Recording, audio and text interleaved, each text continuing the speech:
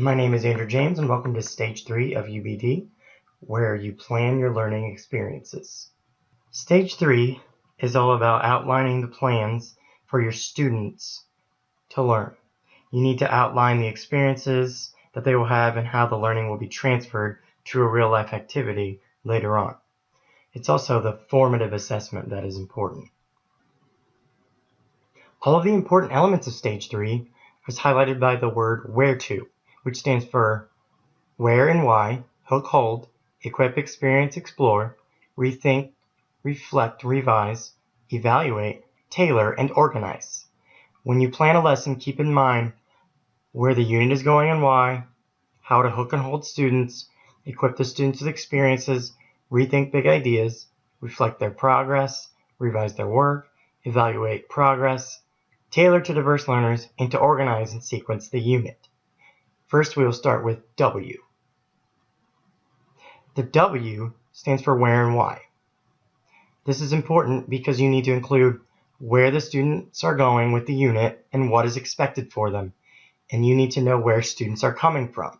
So you outline it with the SMART goals, then you discuss the relevance of the topic, and then you need to diagnose what students know before you start your lesson.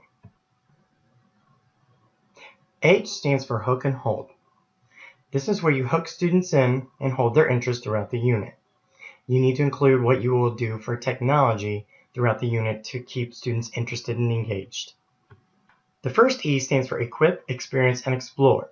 You need to equip the students for transfer later on while keeping in mind the experience, the key ideas, and exploring issues that they have.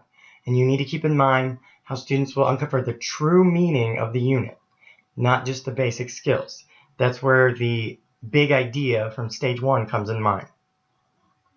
R stands for rethink and revise. You need to give students time and opportunities to rethink, revise, and refine their work throughout the unit. Give feedback to help them. Next, you need to make sure that they are reflecting and self-regulating throughout the unit and guide them to improve their metacognition skills. The second E stands for evaluate, and what we really mean is self-evaluate. You need to make sure students get formative feedback to improve their work and move towards mastering the learning objectives throughout the unit.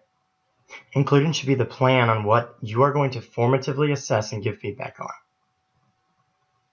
T stands for tailor. This means that you need to differentiate the inputs, the processes, or the products that students have to meet the needs of learners. Learners have different needs, interests, and abilities, and they need to be met.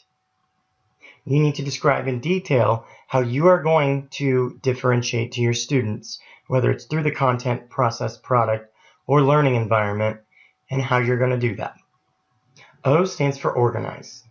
What we really mean is sequence. You need to keep in mind the 16 habits of mind and discuss how you're going to help students develop those. You also need to develop technology skills and describe how you're going to be organized to allow students to develop those skills. And lastly, you need to use technology to analyze data. So all those formative assessments you do, you need to keep those and use technology to drive your instruction.